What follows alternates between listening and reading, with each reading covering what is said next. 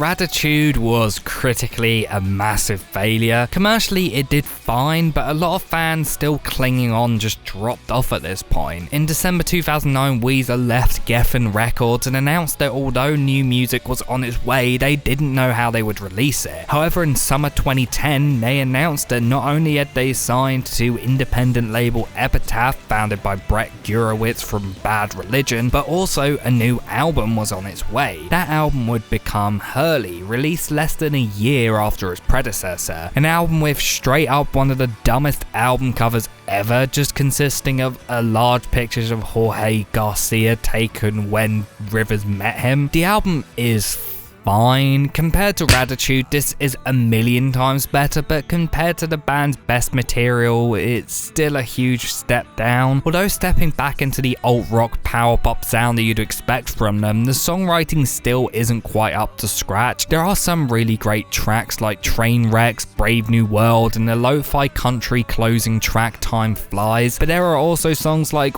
Where's My Sex, which is one of the dumbest songs the band have ever written. Where's My Sex reminds me a lot of some of the worst songs on Make Believe or Raditude, like We Are All on Drugs, that sort of thing. It has a pretty average hard rock guitar line and minor bass vocal melodies, but lyrically this is quite possibly Rivers' worst song. Because Rivers' daughter he couldn't say socks and would instead say sex, he decided to write a song about socks, but replaced every usage of the word with sex. And yeah, it's laughably bad and easily one of the most obnoxious tracks the band have ever written. The hook isn't very memorable either, just to add insult to injury, and about 2.5 minutes into the track it changes into a completely different song for a random verse which is so jarring and out of place. The transition between the verse and the two choruses sandwiches in between is just so terrible. The opening track, Memories, is a track that I have a real love-hate relationship with. It feels like an Andrew WK song with its nostalgic party-themed lyrics, but a lot of the lyrics are really dumb, especially in the first verse. Since the song was written for Jackass 3D, the chorus features backing vocals from all the members of Jackass, which sounds about as bad as you'd expect it to. But I think Rivers' vocal performance is really great. The chorus is super catchy and I love the production to the track. There's also the song Smart Girls, which is exactly the sort of cringy pop rock shit you'd expect to hear on Raditude. When Hurley is good, it's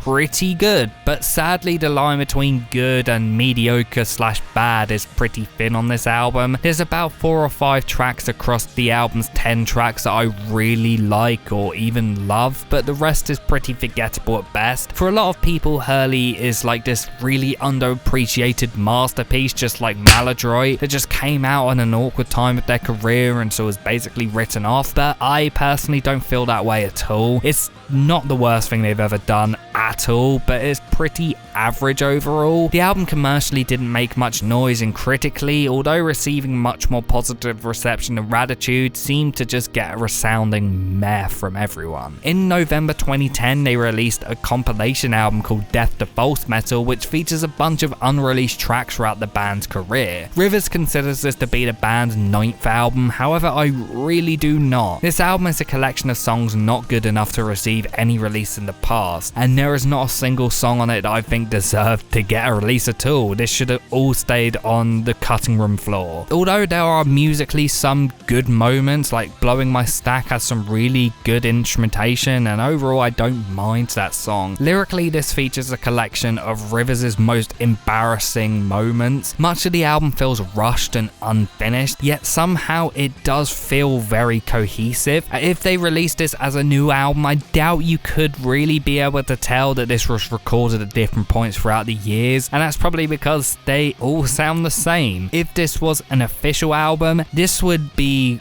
by far their worst album. Following the release of Hurley, the band started to write a new album with a planned 2011 release, however, this was never met. The band instead went on a big tour called the Memories Tour, a celebration of the band's earlier music where they played a collection of their big hits as well as multiple shows where they played the Blue Album and Pinkerton front to back. The band basically abandoned the songs that they had been working on and decided to give Rivers more time to work on the new album. He found himself falling into a deep writer's block. However, after a meditation trip in 2013, he came up with a strong vision of the album. Over 200 songs were considered for the album, however only 20 were actually recorded. Rivers intended to make a concept album split into 3 groups of songs known as Belladonna, The Panopticon Artist, and Patriarchia, focusing on Rivers' relationships with women, his fans, and father figures. The band also decided to intentionally step away from the modern pop production of their previous few albums and go back into the power pop direction of their first 3 records. They hired Blue and Green album producer and Cars frontman Rick Ocasek, and in October of 2014 put out their 9th album,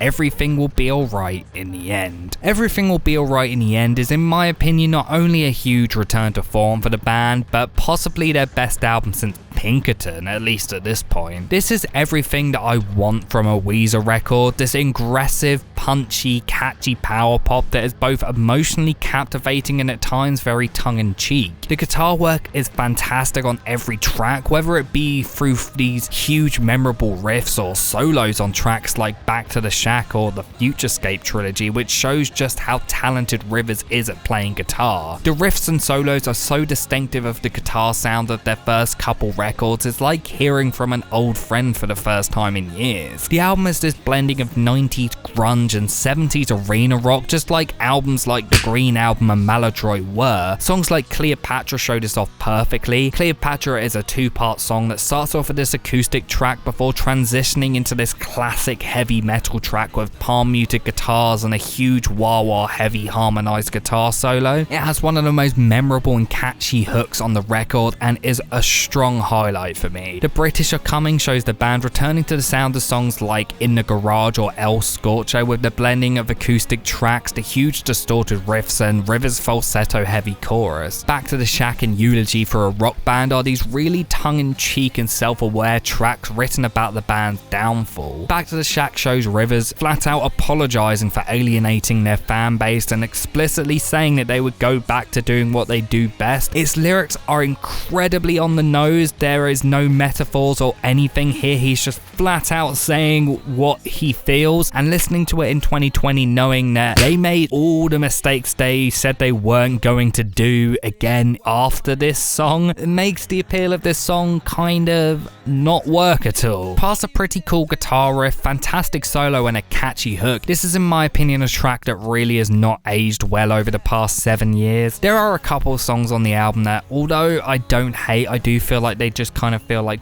filler. These include Lonely Girl and Go Away. Although I like both of these songs, there's nothing really noteworthy about either of them. I've Had It Up to Here shows the band adding this like funky, almost indie rock riff into the mix, and alongside Rivers' fast-paced vocal delivery and falsetto melodies, it creates one of the most interesting and different tracks on the album. The closing song, known as the Futurescape trilogy, shows the band creating this almost entirely instrumental suite with the best guitar work the band have ever done. Rivers' solo, especially on Return to Ithaca, is absolutely jaw-dropping. The trilogy reminds me of one of Rush's instrumental epics like La Villa Strangiato, but with that classic punky Weezer sound. It's a perfect way to end this album with this gigantic blast and this ray of optimism. Although Everything Will Be Alright in the End didn't bring back all the fans, it was more successful than Hurley, selling 250,000 copies worldwide and receiving the band's best reviews since Pinkerton. The band went on a small-scale tour for the album where they played it in full as well as did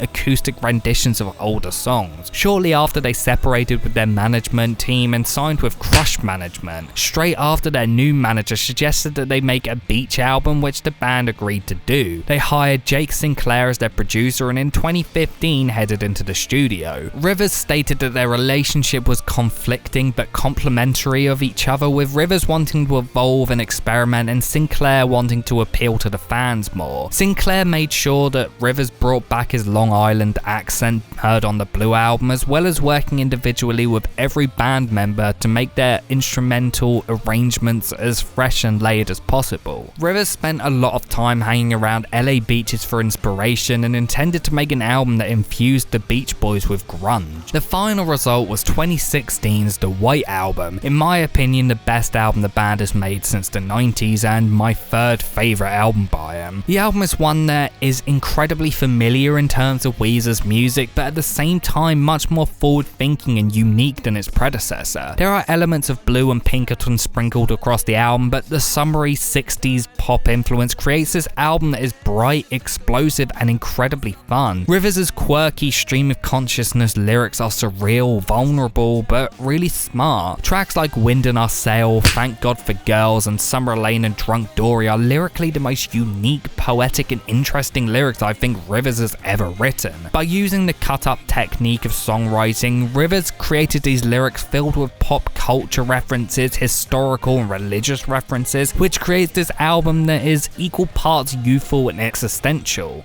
The album serves as both a love letter to LA and the beach, but also this very cynical view on it. Songs like LA Girl shows Rivers writing in this dark and pessimistic way about the feeling of longing. Thank God for Girls and Jacked Up show the band experimenting by mixing the sound of the rest of the album with hip hop and modern pop sounds to create two really weird but fascinating tracks. Thank God for Girls has the strangest lyrics of Rivers' entire career, but I think the energy and comedic undertone creates this surreal track with Rivers' rapping over pounding drums and bright keyboards. Lyrically, it's a statement on gender stereotypes, and I think its poetic style, as well as references to Adam and Eve and Tinder, work surprisingly well. Tracks like California Girls, Girl We Got a Good Thing, and Summer Lane and Drunk Dory are all these incredibly bouncy pop tracks that easily could have been pulled from a pre-Pet Sounds Beach Boys album. But they also have these huge fuzzy guitar solos which blend surprisingly well with each other. Jake Sinclair's production is absolutely top notch. He does a fantastic job of creating an album with the brashness and raw sound of Pinkerton, the accessibility of the Blue album, but with this modern pop day sheen. The songs are constantly bright, fun, and the perfect companion to sitting in the sun with a cold beer and a group of friends. I have a lot of nostalgia for the summer after this album came out, when me and my friends would listen to it in the sun and play drinking games and just have a great time, and I think that's part of the reason why I love it so much. The only real issue I have with this album is the inclusion of Do You Wanna Get High, a song that, although isn't bad at all, really does not fit on this album. It's this dark track about drug addiction that sounds like it could have been pulled directly from Pinkerton. Its dark and melancholic feel really does not fit with the feel of the album, and its lyrics also really do not fit this narrative. There are other melancholic songs on the album, but they fit so much better. Jacked Up is a great example of melancholia on the album, with its hip-hop drum lines and synth-pop instrumentation and production. It's this really interesting diversion and is musically very different to most of the album, but its place on the album definitely makes a lot of sense in terms of the album's narrative. The album, although maybe not completely intentionally, follows this three-act tale of a boy meeting a girl, falling in love, and then eventually having his heart broken. Musical progression really helps get this across, starting off super optimistic before getting dark and regretful. The closing track, Endless Bummer, is one of the band's best closing tracks, an emotional acoustic track about the protagonist insecurities which explodes into this huge rock track very similar to the Futurescape trilogy. The White Album is an album that I connect to personally due to where I was in life when it came out. I was 19, just getting ready to go to uni, and I felt that my adolescence was coming to an end, and whenever I listen to it, I'm taken back to the place I was in when it came out. The feeling of making the most of being carefree, knowing that soon everything would change, and I think that is one of the reasons I love this album so much. It's a real shame that this isn't when the band broke up, because this album would have been a great swan song for them. They would have been able to go out on a huge high, and a lot of people probably would have been more positive towards them and considered their low point just a small dark era. Kind of like when R.E.M. made a couple of really weak albums and then decided to go out on two great albums just to prove to people that they weren't completely shit now. But of course, after this album, they just suddenly went back to making all of the same mistakes they made before. well. Straight after the release of the White Album, Rivers stated that the band were making a new album called The Black Album, an album that was the exact opposite to the White Album, tackling darker and more mature topics and feeling less like a summer day album and more like a winter night album. However, at the exact same time, Rivers started to write another album as well. Instead of releasing a double album, Rivers decided to just push the Black Album back a bit and work on this second album first. The result was Pacific Daydream, an album which, in my opinion, is not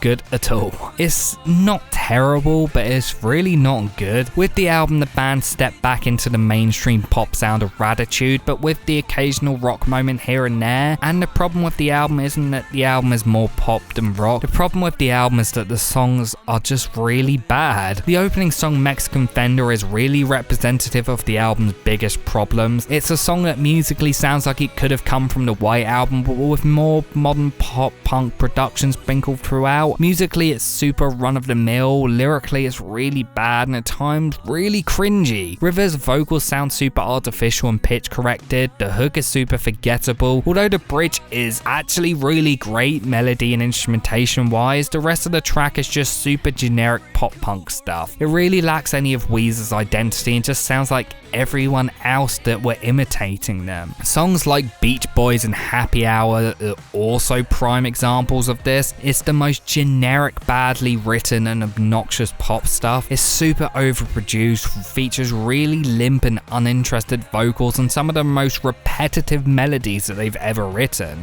Beach Boys has probably the most annoying chorus they've ever written. La Mancha Screwjob is this really obnoxious and forgettable pop ballad with funk elements and one of the laziest and most uninterested sounding hooks. In fact, on nearly every song on this album, Rivers just sounds bored. None of the band seem passionate about any of the music on this album. However, there are some really great moments on this record. Feels Like Summer sounds like how the whole album should have. This really catchy, bouncy and dancey electro pop song with these huge synthesizers, funky guitar lines and a really catchy hook. Rivers' vocals on the track are really solid and moments like the bridge are among the best vocal riffs I think he's ever done. Lyrically, it's pretty decent also. I just really like this song a lot. It's honestly one of my favorite like deep cut Weezer songs. It's this chilled out yet exciting track. It feels like if you took a song from the White Album and remixed it into this electro pop track, like exactly what I'd want to hear from Weezer transitioning to modern pop music. There are also songs like Weekend Woman, which although may be kind of like Beach Boys and how overproduced it is and how like calm and mellow it is, Rivers actually sounds passionate about what he's singing about, albeit quite artificially once again. However, I think this song works because it has some great guitar work, a really memorable and catchy hook, and it's just all around this wistful but fun song. Sweet Mary and Get Right are both very similar, almost identical in some ways, and are both pretty forgettable. QB Blitz sounds like it's a late 90s R&B ballad, and although I think the instrumentation is decent, the lyrics are terrible. I'll Be Missing You Like Oxygen being possibly one of the worst lyrics on the album. The bridge on this song, similar to Mexican Fender, is fantastic. In fact, for some reason, nearly every track on this album, even like the absolute worst ones, have a fantastic bridge. I don't understand why, but the bridges are nearly all good, just everything else surrounding it's terrible in a lot of these songs. So much of this album lacks any identity and just sounds like them trying to be like every other pop rock and alternative rock band around. It really feels like them trying super hard to fit in with the current alt scene alongside Panic or Fall Out Boy. They're trying hard to be the cool kids despite the fact that it goes completely against everything that appealed people to Weezer to begin with. A lot of the issues that plague this album also plagued their follow-up album, the Black Album, but that's something we're going to talk about next video. We're almost there, oh fuck. When I wrote this review, there was only 2 more albums left to go, and now we've got 3 more albums left to go. Well, at least the last one was good.